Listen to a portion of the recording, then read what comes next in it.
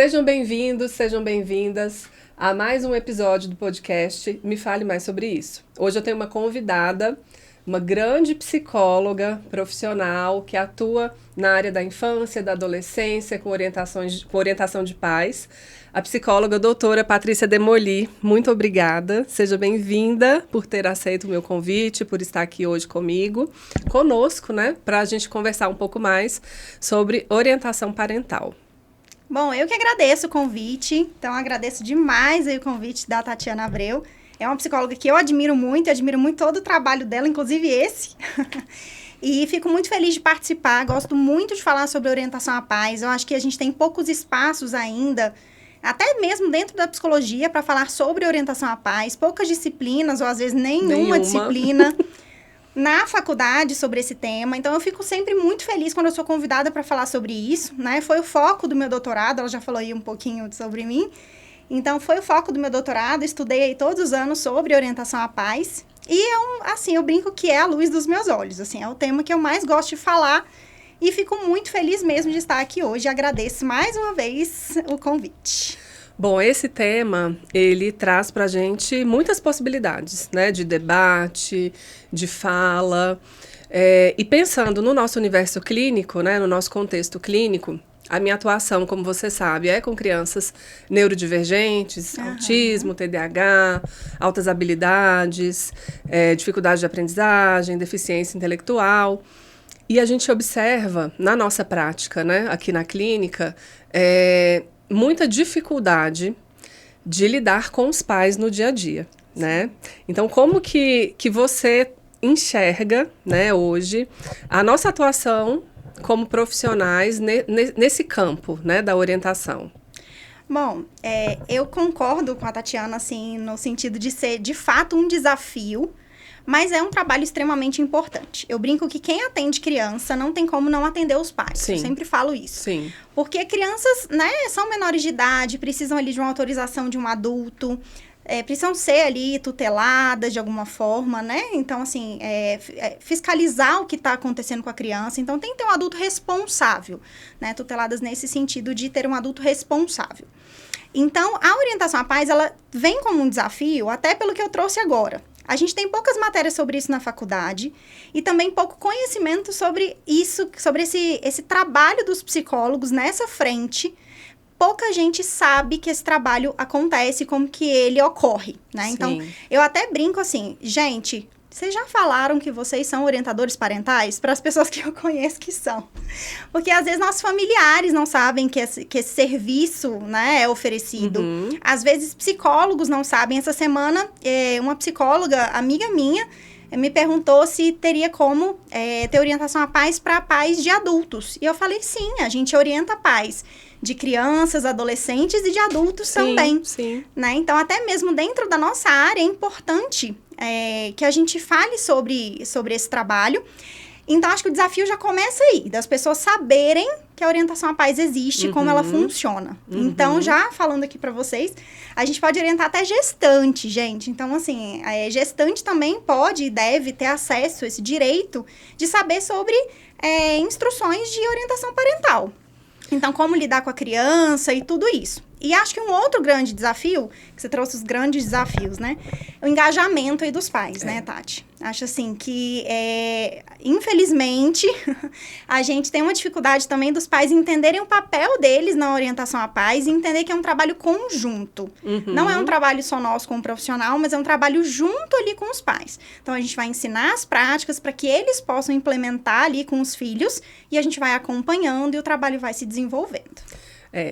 Essa questão, né, do engajamento das famílias, ela está muito atrelada ao nosso papel enquanto psicoterapeutas, né? Porque se eu recebo uma criança para iniciar um processo de psicoterapia, de atendimento, necessariamente eu preciso conversar com essa família, né? Então, fazer uma anamnese, aquela primeira conversa, sem que a criança esteja presente, né? Então, eu vou explicar como é que vai ser o meu trabalho, eu vou entender primeiro a demanda, entender a queixa e vou explicar como é que vai ser o meu trabalho. No meu trabalho, eu necessariamente faço reuniões periódicas com as famílias, né? Então, inicialmente eu começo com uma sessão de orientação parental uma vez ao mês, dependendo do caso, 2 vezes, então se torna quinzenal, né? Dependendo da complexidade do caso, e à medida que esse caso vai evoluindo, vai avançando, e a gente vai percebendo que não há necessidade de manter essa estrutura rígida, né? A gente vai flexibilizando um pouco, né? Mas necessariamente eu preciso ter contato com essa família, né? Então, eu preciso explicar para essa família o que eu estou trabalhando, eu preciso mostrar os avanços da criança, eu preciso mostrar onde que a criança não está evoluindo, eu preciso entender como que é ali o cotidiano, o dia a dia, como que os pais educam, corrigem, punem, né? Muitas vezes a criança. Então, a gente precisa ter essa parceria, porque quando essa parceria ela não existe, fica aquele trabalho incompleto. Então, eu levo meu filho, ele faz a terapia, ele vai embora para casa. Então, eu já ouvi de inúmeros pais que vieram para mim falando a queixa. A psicóloga que atendia o meu filho, a minha filha, nunca conversou comigo. Né? E, infelizmente, isso acontece. E aí pode ser que aconteça porque na faculdade a gente não tem, né, essa grade, ou porque no processo de estágio que esse aluno passou na faculdade, isso não era inserido, né, não existia também na prática clínica, ou ele foi trabalhar em alguma clínica que ele desconhecia esse processo, né? Mas eu não vejo nenhuma possibilidade de existir a psicoterapia sem a orientação à paz. Eu acho que isso que você falou também é super interessante, Tati, porque a psicoterapia a orientação à paz, ela pode também existir independente da psicoterapia infantil. Sim. Ela pode ser um processo também apenas com os pais. Exatamente. Então, em muitos atendimentos meus, eu nunca nem vi a criança. Então, eu tenho contato somente com os pais, passo as orientações, eles aplicam, me falam, né, como foi, o que deu certo, o que não deu, vou passando novas orientações e eles vão aplicando. Sim. Então, é um processo de orientação à paz que pode ser, né, parte da psicoterapia infantil, exatamente, como você comentou, e também pode ser independente. Exatamente. E independente, muitas vezes, é quando a criança não tem a necessidade de estar em um processo psicoterapêutico, né? É um processo relacional ali da família, alguns ajustes, e aí você entra com esse papel mesmo de orientadora, né? De psicóloga orientadora, né? Aqui, Paty, na clínica, eu vejo, assim, a nossa demanda são os atendimentos de crianças atípicas, né? A criança tem um diagnóstico, né? Então, uma criança com autismo, com comportamentos desafiadores, comportamentos difíceis, a gente vai identificando, muitas vezes, fatores, né? Assim, variáveis que impedem ou que atrapalham o desenvolvimento dessa criança. E uma dessas variáveis é o estilo parental, né? Como que você identifica, né, os estilos? Você pode falar um pouco mais sobre esses tipos, né, de pais que a gente encontra na nossa clínica? Posso.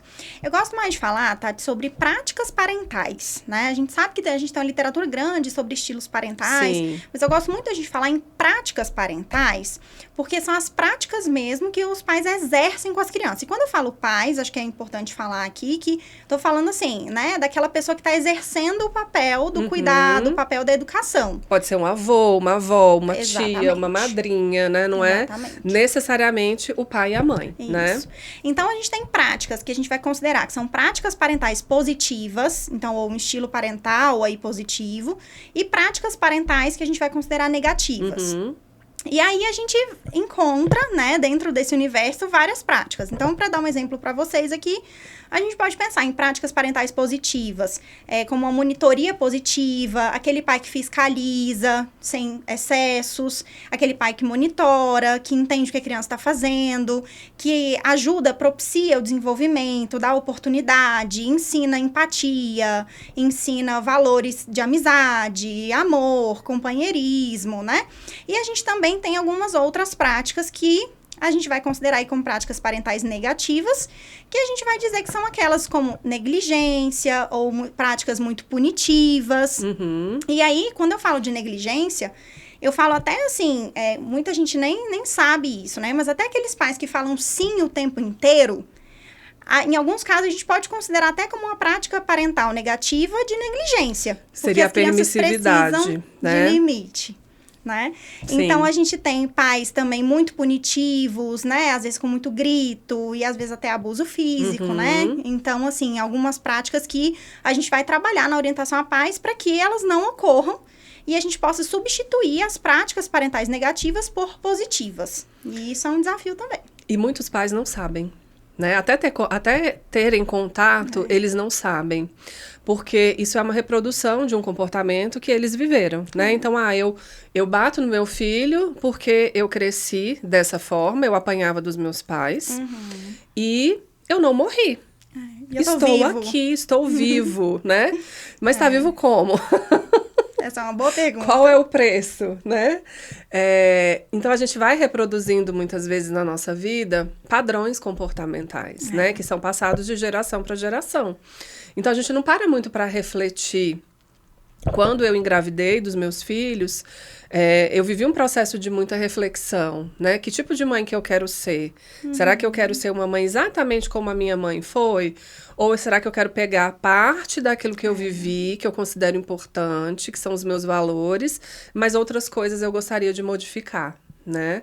Até porque a gente passa por um processo de maturação, a gente vai acessando outras coisas, literatura, né? Então, a gente vai construindo essa maternidade, né? Então, eu vejo também que os pais, eles muitas vezes cometem erros, né? Entre aspas, porque o objetivo de uma orientação não é julgar, né? Isso. O objetivo de uma orientação é orientar, né? É sinalizar que aquilo ali não está sendo tão adequado e que está tendo um impacto muito grande no comportamento da criança, né? Então, a família, ela também precisa vir de braços abertos, né? Eu sei que é difícil a gente colocar, muitas vezes, a nossa maternidade, a nossa paternidade ali em cima da mesa, abrir o que a gente faz, o que a gente sente, muitas vezes está muito relacionado a isso também, né? Às vezes, um comportamento super protetor de uma mãe que insiste em dormir com a criança na mesma cama, né? E a criança passa anos e anos e anos da vida dela ali dormindo com os próprios pais e eles acham que aquela atitude, aquele comportamento não interfere em absolutamente nada no dia a dia da criança, né? Hoje a gente tem muita literatura na internet, super variada, né? Sobre práticas também, né? De educação, né? De parentalidade. Só que muitas sem respaldo, né? Isso é um perigo, né, Tati? Que a gente vê hoje na internet, assim.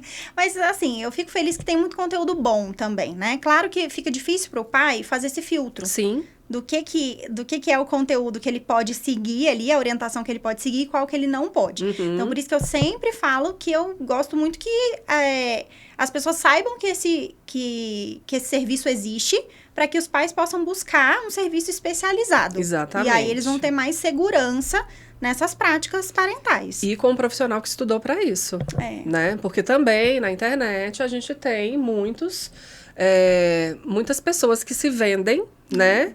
Como um prestador de um serviço, mas que ele não tem uma qualificação adequada para prestar aquele tipo de serviço, né? Isso é bem complicado mesmo. Eu já até, às vezes, recebo pais que me falam que escutaram coisas na internet, que tentaram seguir, que não deu certo, né? Então, realmente, essa é uma realidade hoje em dia. Mas eu fico feliz que os pais estão cada vez mais buscando encontrar mesmo, assim, informações com base na ciência e profissionais qualificados, né? Para esse serviço e para poder ajudar melhor as crianças. Porque, assim, filho não vem com manual de instrução. Eu tenho até um curso que tem esse nome. Filhos não vêm com manual de instrução. O que fazer, então? Né? E a gente sempre tem curso para várias coisas. Para tirar uma carteira, você tem que fazer um curso. Para você ser psicóloga, você tem que fazer um curso de psicologia. Para várias coisas a gente tem que estudar. E para ser pai e mãe, não tem nenhuma exigência de curso. Né? Deveria. Então... Eu acho que deveria ter uma escola para pais. Fica a dica. Fica a dica. Então, assim, os pais... é isso que você falou. As crianças nascem e eles têm que criar, né? Que educar. Então, em geral, a primeira parte, assim, de educação vem do que eles receberam, de fato, dos próprios pais. Porque é o modelo de aprendizagem que eles tiveram. Exatamente. Então, eles tendem a reproduzir muitas coisas, que nem você falou assim, eu pensei, o que eu quero aqui reproduzir, o que eu não quero. Muitos pais refletem isso. Só que a gente vê também uma dificuldade em, às vezes, eles reproduzirem o que eles não gostariam de reproduzir também.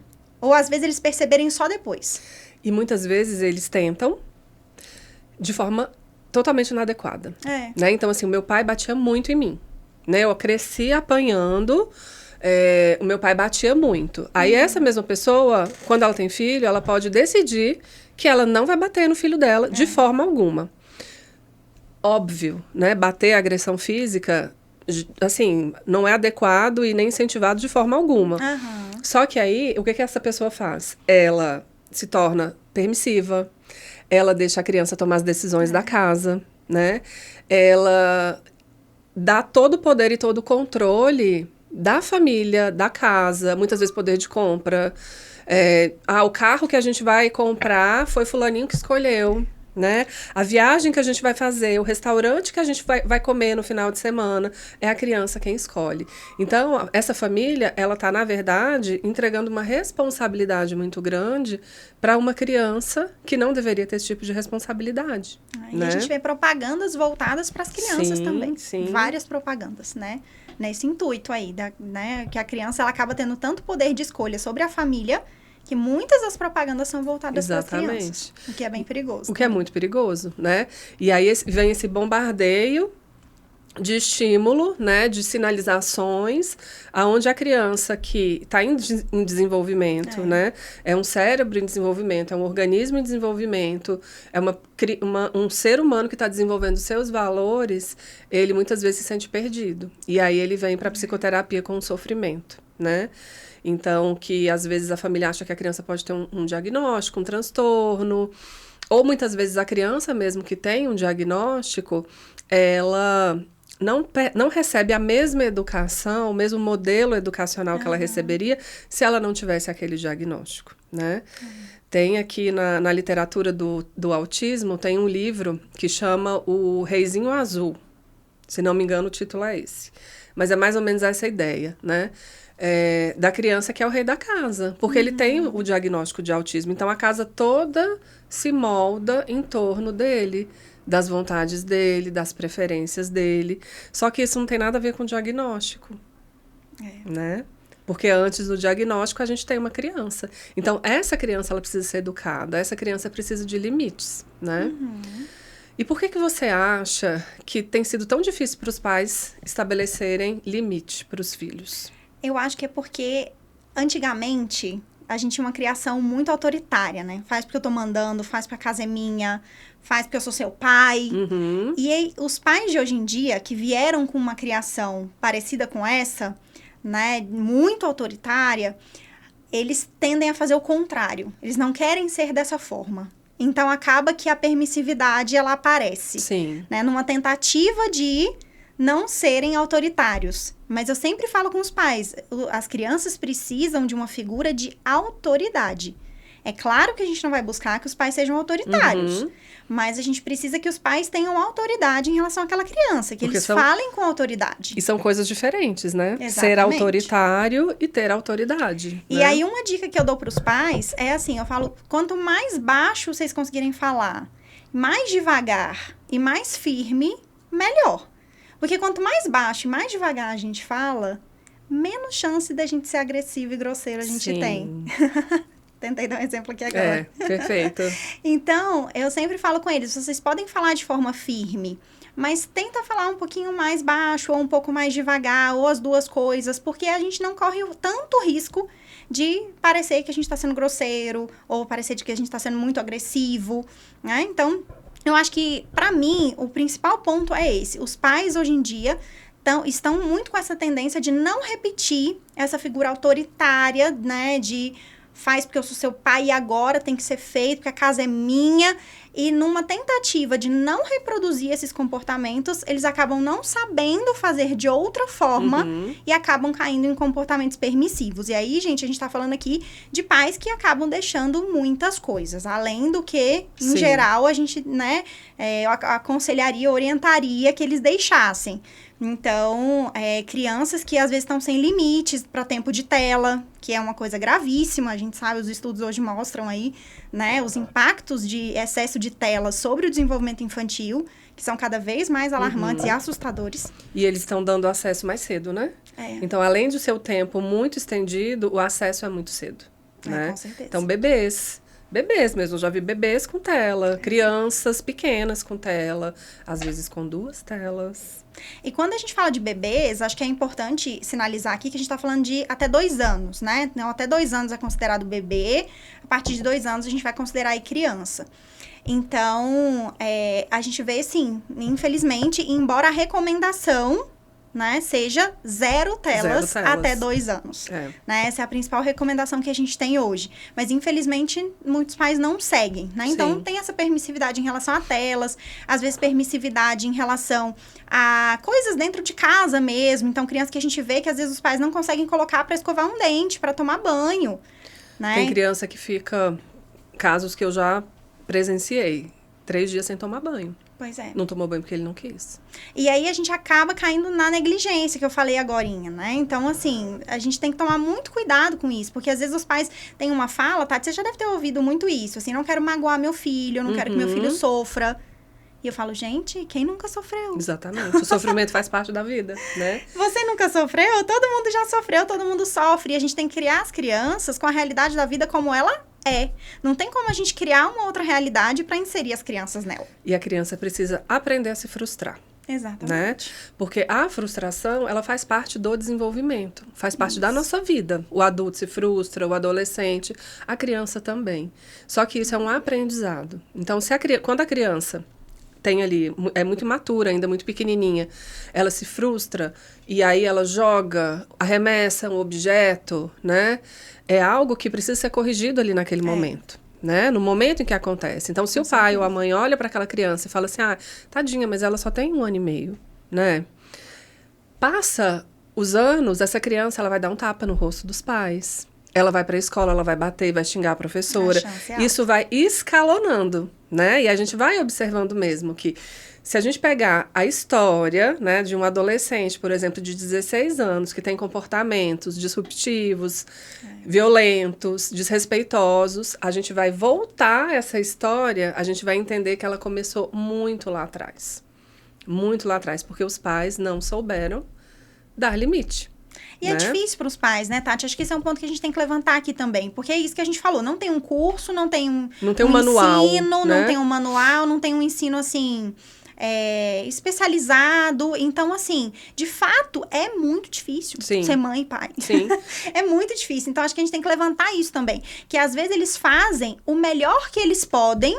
E mesmo assim, a gente vê, né, crianças com dificuldade no desenvolvimento, crianças agressivas, com comportamentos agressivos, né? Então, assim, eu entendo que os pais, em geral, fazem o melhor que eles podem, mas muitas vezes sem conhecimento. Então, isso acaba atrapalhando o desenvolvimento infantil em diversos níveis. E, às vezes, a gente tem também conflito entre os pais. Porque, veja bem, são 2 pessoas totalmente diferentes, que foram criados por famílias diferentes, com valores diferentes, e aí eles se apaixonaram, né? E resolvem criar uma criança se casaram, tiveram um filho, e vamos lá educar, vamos viver essa jornada de educar esse ser humano.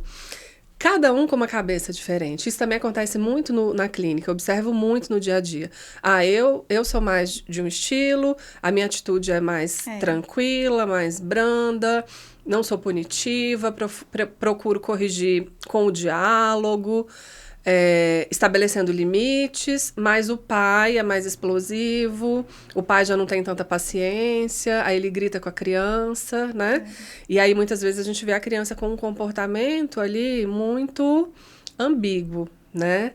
Porque ela tende a ir mais para um lado do que para o outro, né? A se aliar mais com quem ela se sente mais acolhido. E às vezes os pais se desautorizam na frente da criança, né? Então o pai traz uma punição ou uma regra, e aí na frente da criança a mãe desfaz, né? Infelizmente, isso acontece muito, né, Tati? E acho que é ainda mais difícil quando a gente tá fazendo orientação a pais de casais que são separados. Sim. Ainda fica mais complexa a situação, né? E, de fato, isso acontece porque são pessoas diferentes, com pensamentos diferentes, que vão criar uma mesma criança e precisam se ajustar de alguma maneira para criar aquela criança. E pessoas se comportam de formas diferentes com pessoas diferentes. Exatamente. Então, a criança ela vai aprender a se comportar de forma diferente com cada um desses educadores, né? Com o pai, com a mãe, enfim. Então, a gente vê, de fato, essa realidade. Quando os pais são separados, eu vejo uma dificuldade do orientador parental em lidar com essas duas casas diferentes, porque a gente já não está falando mais só de duas pessoas como figuras parentais, né? Como figuras educadoras, digamos assim. Então, às vezes, tem uma madrasta, um padrasto, uma avó... Tem outras crianças. Exatamente. Então, tem outras pessoas que também exercem ali uma função de educação, né, com a criança, uma função parental de alguma forma, e aí fica mais complexo, porque a gente tem que lidar também com as demandas em relação a essas outras pessoas. E é muito bom quando elas topam e vêm para a orientação parental. Todo mundo. Exatamente, escutar, né, as nossas orientações, nossas sugestões, para que todo mundo faça da maneira mais parecida possível. Claro que a gente sabe que é um desafio e que a gente não vai conseguir fazer de forma igual. Então, eu sempre falo, são duas casas diferentes, em geral, vai ser diferente. Sim. A gente vai tentar que seja o mais parecido possível. Mais então, possível, né? Agora, quando os pais moram juntos, né? E aí eu tô falando pais, mas podem ser duas mães, dois pais, enfim, né? A gente tem diversas configurações familiares. Então, de fato, quando eu tô falando aqui pais, gente, né? Tô falando aqui abrangendo as diversas configurações familiares. E aí, quando eles moram juntos, é mais fácil mesmo, assim, um pouco mais fácil, né? Porque aí a gente consegue, principalmente quando os dois vêm para o atendimento, a gente consegue alinhar de uma maneira até, assim, eu falo que é melhor porque fica mais alinhado. Melhor nesse sentido. Então, é mais fácil para a criança. Porque quando os pais lidam de formas muito diferentes, é muito mais difícil para a criança e pode gerar insegurança. Sim.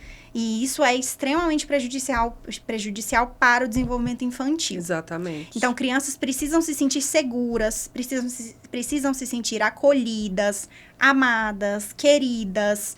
E crianças que se sentem inseguras, em geral, a gente vê aí diversos outros comportamentos que elas emitem que precisam de cuidado, que precisam de olhar. E muitas vezes a falta de regra clara, ela gera insegurança.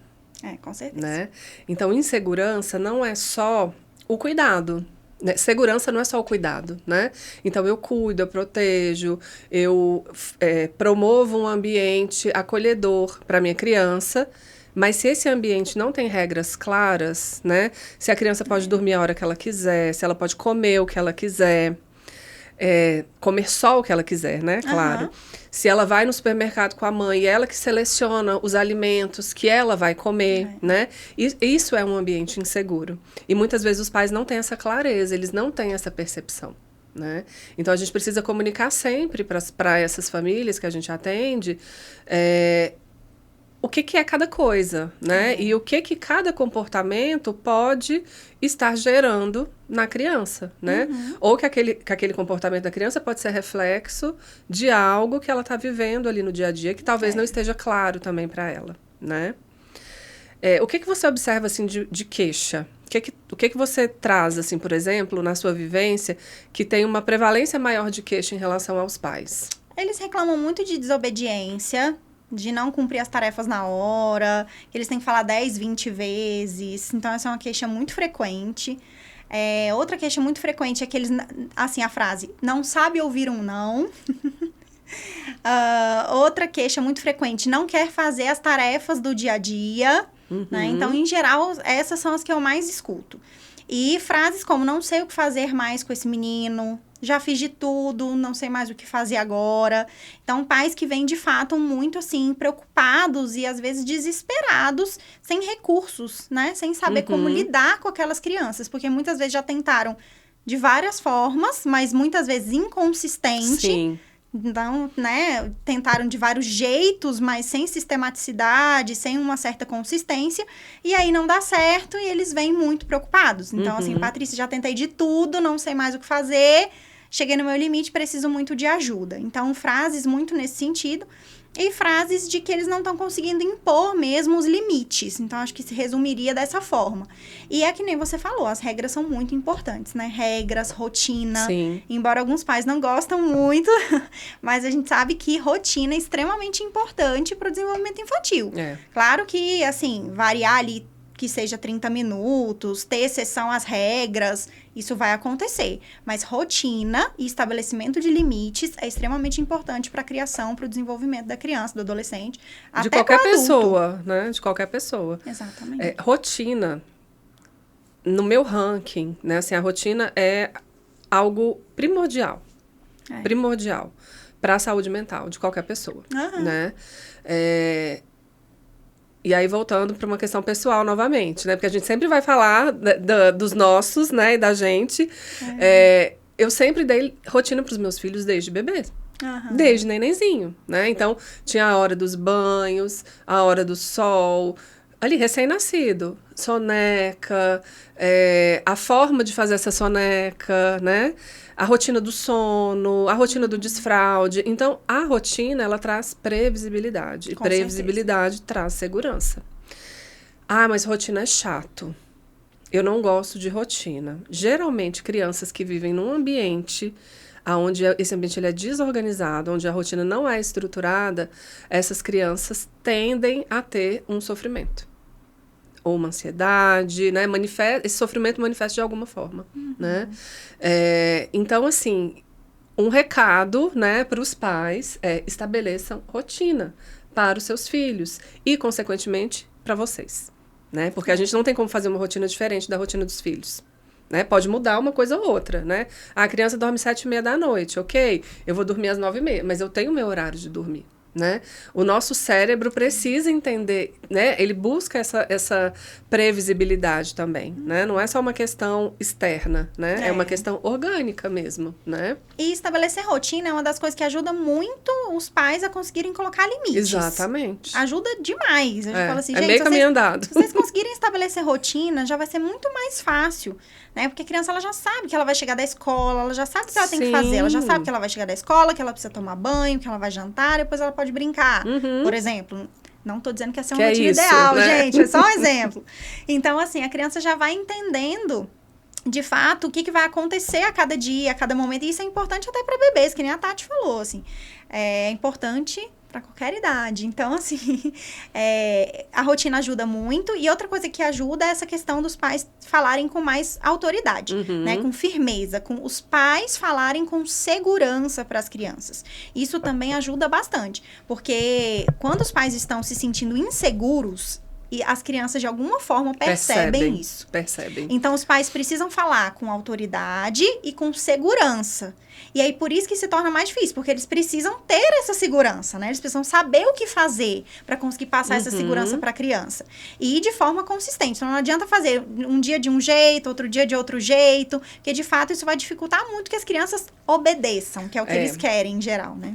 E a gente sabe, né, nos nossos estudos, como psicólogas e analistas do comportamento, que quanto maior for a mudança ambiental, maior vai ser a mudança do comportamento da criança. Então, assim, a criança responde ao ambiente. Então, se hoje eu dou uma regra, amanhã eu tiro essa regra, aí eu modifico a forma como eu corrijo, aí eu vou falar de uma outra maneira. O comportamento da criança, ele fica muito pior. Ele se desorganiza, ele piora, né?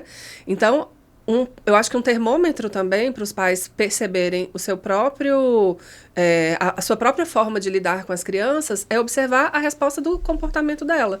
Então, se a minha criança está muito desorganizada, se ela está muito desafiadora, né, como eles falam de forma bem frequente, provavelmente o seu comportamento e a forma que você está lidando com ela está sendo muito variável. Né? Então, a criança ela é um termômetro também para dizer para a gente como que a nossa prática parental está. Né? Ela reflete 100% nisso. Né? Você falou anteriormente que não existe receita de bolo. Né? Para criar filho, não tem receita de bolo. Existe orientação, só que essa orientação ela é personalizada. Né? Ela é individualizada. Então, você trabalha... De que forma? Por exemplo, você estabelece mais ou menos uma quantidade X de sessões que você vai lidar com aquela família? Como é que funciona? Na verdade, eu não consigo fazer isso, estabelecer número de sessões. Funciona bem parecido com um processo de psicoterapia mesmo. Então, em geral, eu recebo os pais num processo separado da psicoterapia infantil, é o que eu mais atendo. E aí, eles vêm para uma psicoterapia de orientação à paz. Então, a gente começa sem data para acabar. Mas existem processos de orientação à paz que têm início, meio e fim, principalmente quando ele é realizado em grupo. Porque a gente também tem grupos de pais, né? Nós, orientadores parentais, podemos formar grupos para orientar grupos. Então, quando é em grupo, muitas vezes tem uma estrutura de início, meio e fim. Mas, em geral, como eu oriento de forma individualizada, personalizada e uma família por vez, né, atualmente...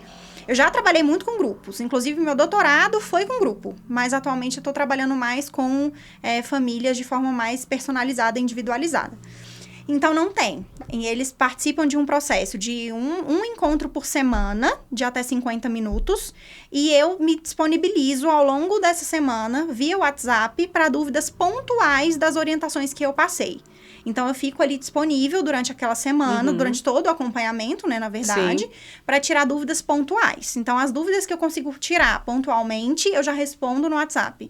Quando eu acho que eu preciso de elaborar mais, coletar mais dados, alguma coisa nesse sentido, eu falo, olha, a gente pode conversar na nossa próxima sessão.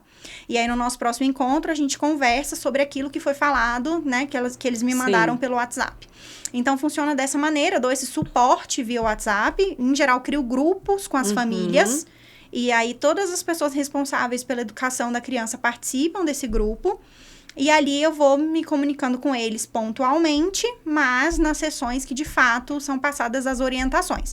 Porque, muitas vezes, as orientações variam. Às vezes, eu passo uma orientação que ela vai durar a cada 3 dias de uma forma. Então, como a gente vai se ver só depois de uma semana, eu acompanho ali. Ó, nos 3 primeiros dias, vocês vão fazer dessa forma. A partir do 4º dia, vocês vão mudar um pouco, vão fazer de tal outra forma. Principalmente quando é um desfraude, um desmame, que alguma coisa nesse sentido. Mais pontual também, né? Aí eu preciso ter esse acompanhamento um pouco mais diário. Então, eles me mandam ali informações, né, todo dia, pontuais do que está acontecendo, e eu vou acompanhando. Mas nas sessões que, de fato, né, eu escuto, colho os dados e monto a orientação personalizada. Em algum caso, você já sentiu necessidade de encaminhar para a psicoterapia? Muitos casos. Imagino. A gente, muitas vezes, precisa encaminhar para psicoterapia individual, ou um dos pais, ou a criança, né? Sim. Então, às vezes, eu até tenho estagiários na minha clínica, fica aí a dica também, gente, que atendem comigo sob minha supervisão, são estagiários de psicologia, mas eles atendem como terapeutas, e eu supervisiono todos os casos. E muitas vezes a gente tenta fazer essa parceria. Eu atendo em orientação à paz e a criança é atendida por um dos meus estagiários, sob minha supervisão, em psicoterapia individual infantil. Então, isso tem funcionado muito bem. E muitas outras vezes eu preciso encaminhar um dos pais para psicoterapia individual adulto, né, com outro profissional, pode ser um dos meus estagiários também.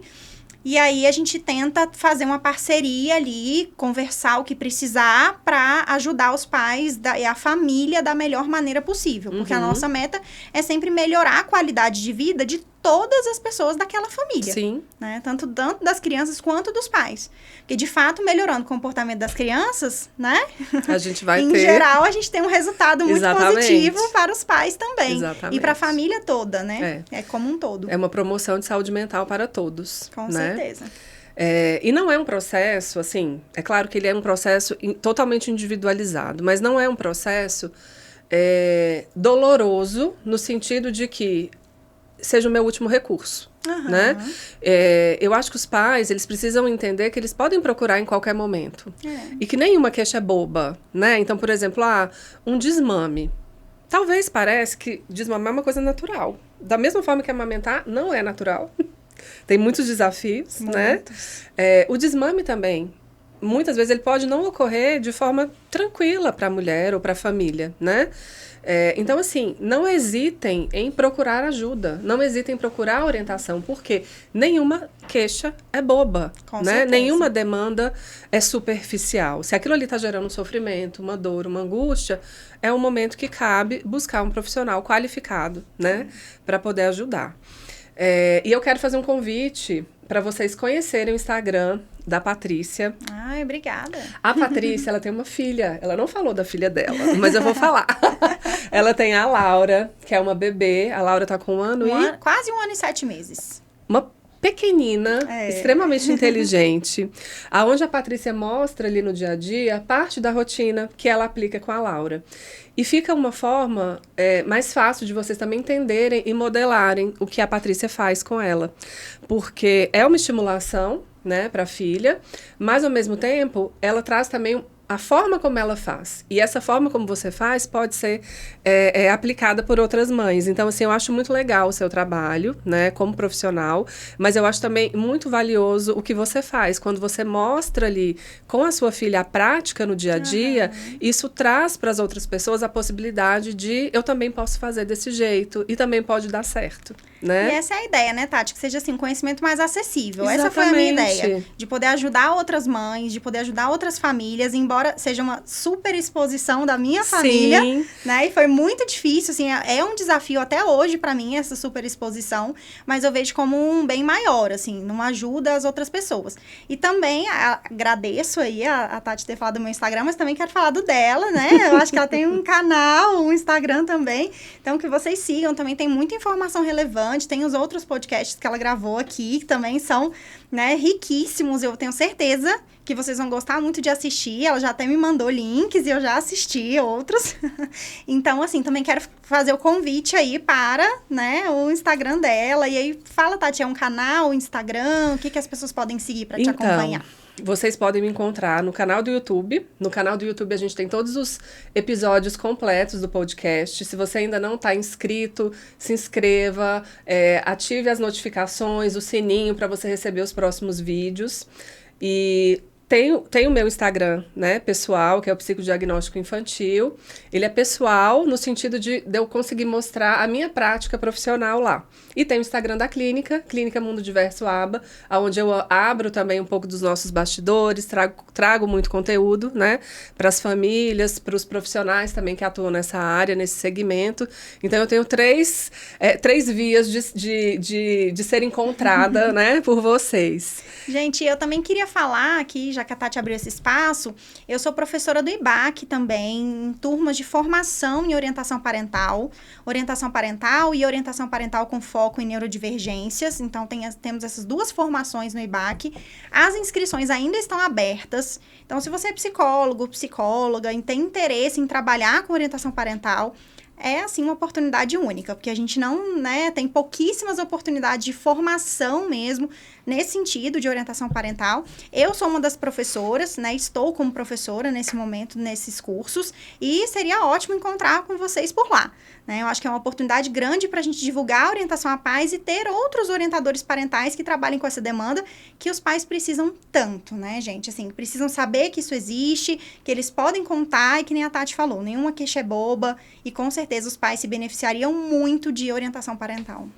E para os psicólogos, é um nicho de mercado maravilhoso, né? Então, muitas vezes o psicólogo sai da faculdade, fica meio perdido, quer ter uma atuação diferente, quer ter um diferencial, vocês precisam buscar formações que são diferentes, né?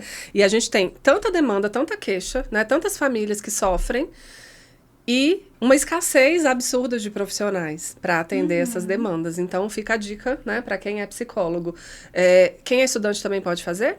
Pode sim. Estudante de psicologia também pode fazer. Perfeito. E o meu Instagram que ela falou é psicóloga Patrícia Demoli, com Y no final. A gente vai deixar aqui os arrobinhas na legenda, e aí todo mundo vai poder encontrar. Patrícia, você quer deixar um recado para os pais? Quero dizer para os pais que, assim, eu sei o quanto é difícil. Eu sou mãe. Eu sei da dificuldade que é. Eu sei que os filhos não vêm com manual de instrução, que a gente muitas vezes fica perdido, não sabe o que fazer. Mas eu quero dizer para vocês que tem como esse processo ser mais leve, né? A gente pode buscar ajuda, a gente pode sim pedir ajuda, a gente pode se informar. Tem jeito, gente, eu brinco assim, tem jeito de dormir bem, tem jeito das crianças obedecerem, eu brinco que tem jeito. As crianças só precisam de oportunidade, só precisam de alguém que acredite nelas. As pessoas sempre precisam de alguém na vida que vai olhar pra gente e vai falar, eu acredito em você, vai lá. Vai lá que você dá conta. E que vocês consigam ser esses pais para os filhos de vocês. Aquelas pessoas que incentivam, que acreditam na criança, que dão oportunidade e que sabem que as crianças são capazes, que elas vão dar conta. E talvez os pais que estão aqui me ouvindo só precisam mesmo de uma ajudinha ali para saber como fazer isso, né? Então fica aí a dica, super dica da orientação parental. E também quero dizer para vocês que vocês vão errar, mas vocês também vão acertar. Mas eu tenho certeza que vocês fazem o melhor que vocês podem sempre. E é isso. Querida, muito obrigada. Você arrasou, foi maravilhosa. Eu agradeço, você que arrasou. Eu espero que as famílias entendam um pouco mais sobre orientação parental, que se interessem, né, por essa nossa área de atuação, que busquem profissionais qualificados, né, para ter esse auxílio e vocês poderem tirar muitas vezes o peso das costas, né? A maternidade, a paternidade, ela não precisa ser difícil, ela não precisa ser pesada, né? Às vezes a gente sofre, mas aquele sofrimento, ele pode ser revertido. E aí a gente pode ter uma vivência tão rica com os nossos filhos, né? Com a certeza. gente pode observar e ver que a gente está fazendo um bom trabalho. Então a gente confia em vocês e espero vocês no próximo episódio. Obrigada. Tchau, gente. Obrigada.